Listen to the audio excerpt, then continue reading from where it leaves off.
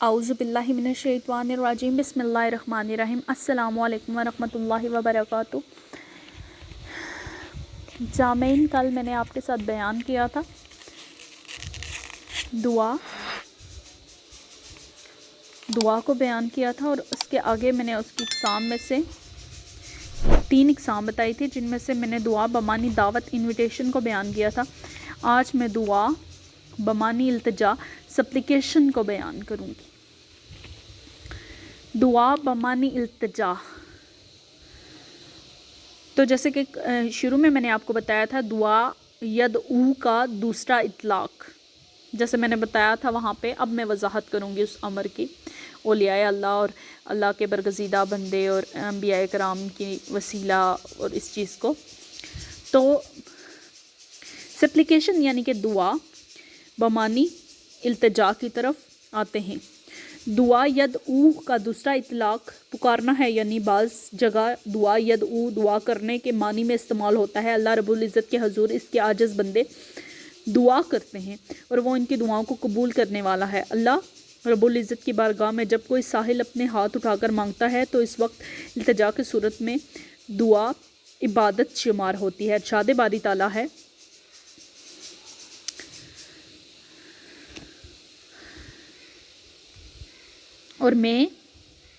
और तुम्हारे रब ने फरमाया है कि तुम लोग मुझसे दुआ किया करो, मैं ज़रूर कबूल करूँगा। शाह वलीउल्लाह मुहद्दिस देलवी रहमतुल्लाह अलैह कहते हैं, अदऊनी वदूनी काला रसूलुल्लाह सल्लल्लाहु अलैहि वसल्लम अल दुआ हुवल इबादता। अदऊनी का मानी है सिर्फ मुझसे ही दुआ करो, जैसा कि नबी करीम सल्लल्लाहु अलैहि वसल्लम ने फरमाया दुआ इबादत है। इस हदीस शरीफ की रूह से वो दुआ शिरक है जो गैर अल्लाह से हो और बतौर इबादत हो। लेकिन ये नुक्ता जो मैंने शुरू में भी थोड़ा सा उसका बताया था, वो यहाँ पे मैं आपको डिटेल वाइज बताऊँगी। लेकिन ये ज़हन नशीन रहे कि महज पुकारना हरगिज़ इबादत नहीं है। ज़ाते बारी ताला हकीकी मोइनो मुगीस और मददगार है। कुरान मजीद में सैयदना आदम अलैहिस्सलाम से लेकर हजूर नबी अकरम सैयदना मुस्तफ़ा सल्लल्लाहु अलैहि वसल्लम तक के ही अंबिया अलैहिस्सलाम की वो दुआएं मज़कूर हैं जिन्हें अल्लाह ताला ने शर्फ़ कबूलियत बख्शा। इसी तरह साबका उम्मत के लोगों का मुख्तलिफ़ अहवाल में अल्लाह ताला से दुआ करने का ज़िक्र भी कुरान में मिलता है। जैसा कि इरशाद है, जो पहली मैंने आपके साथ आयत बयान की थी ना, वो मोमिन की आयत थी, सूरतुल मोमिन की। दूसरा शाह वलीउल्लाह का मैंने बयान किया था फरमान अल्फूजुल कबीर में से उठा के, और तीसरा मैं सूरत आले इमरान आपके साथ अभी बयान करूँगी। सूरत आले इमरान में फरमाया गया है, इसी जगह ज़करिया ने अपने रब से दुआ की। ठीक है, तो हम अब आगे चलते हैं। आगे मैं आपको बताऊंगी इसके बारे में। आगे इरशाद बारी ताला है, आप इन काफिरों से फरमा दीजिए, ज़रा ये तो बताओ, अगर तुम पर अल्लाह का अजाब आ जाए या तुम क़यामत आ पहुँचे तो क्या इस वक्त अजाब से बचने के लिए अल्लाह के सिवा किसी और को पुकारोगे? बताओ अगर तुम सच्चे हो, ऐसा हरगिज़ मुमकिन नहीं, बल्कि तुम अब भी ऐसे अल्लाह ही को पुकारते हो। फिर अगर वो चाहे तो इन मुसीबतों को दूर फरमा देता है जिनके लिए तुम इसे पुकारते हो, और इस वक्त तुम इन बुतों को भूल जाते हो जिन्हें अल्लाह का शरीक ठहराते हो।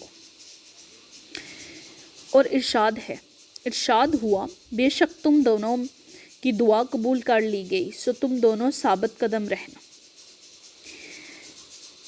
एक और जगह अल्लाह पाक इरशाद फरमाते हैं, फरमा दीजिए कि अल्लाह को पुकारो, या रहमान को पुकारो, जिस नाम से भी पुकारते हो सब अच्छे नाम इसी के हैं। और एक और मकाम पर इरशाद बारी ताला है,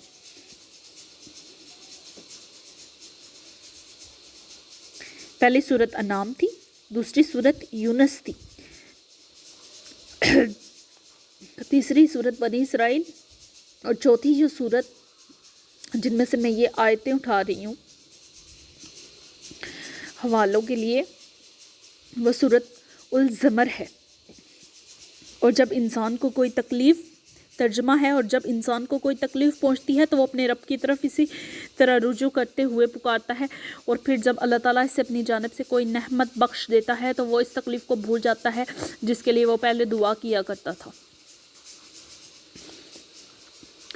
آگے سورۃ حامیم سجدہ۔ انسان بھلائی مانگنے سے نہیں تھکتا، اور اگر اسے برائی پہنچ جاتی ہے تو بہت ہی مایوس، آس اور امید توڑ بیٹھنے والا ہو جاتا ہے۔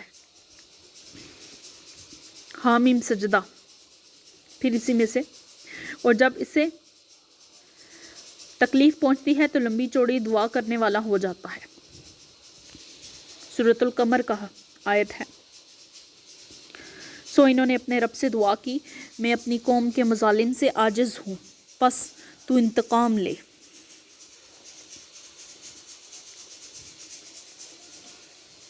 تو آپ کو پتہ چل گیا ہوگا دعا بمعنی التجا، اور یہاں پہ دعا یدعو کا جو مطلب ہے نا، اس میں وہ کہتے ہیں کہ ٹھیک ہے آپ اللہ سے ہی دعا مانگے، لیکن آپ نا اللہ کے یہ جو برگزیدہ ہستیاں ہوتی ہیں جنہوں نے اپنی زندگی اللہ کی راہ پہ وقف کر دی ہوتی ہے نا، جب ہم انہیں وسیلہ بنا کے چلتے ہیں نا، جب ہم اللہ کی بارگاہ میں نبی اکرم صلی اللہ علیہ وسلم کی ذات کو وسیلہ بناتے ہیں کہ رسول اکرم صلی اللہ علیہ وسلم کے شافع محشر رحمۃ اللہ للعالمین کے صدقے میں عطا کیجیے، ان کے غلاموں کے صدقے میں عطا کیجیے، اولیاء کرام کے، انبیاء کرام کے، تابعین تبع تابعین، اس طرح درجہ بدرجہ جب ہم جاتے ہیں نا،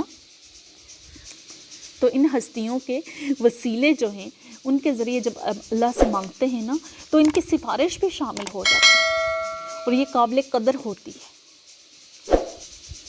تو ان کو غیر اللہ کہنا اور اللہ کے جو یہ ماننے والے ہیں یہ بہت غلط بات ہے۔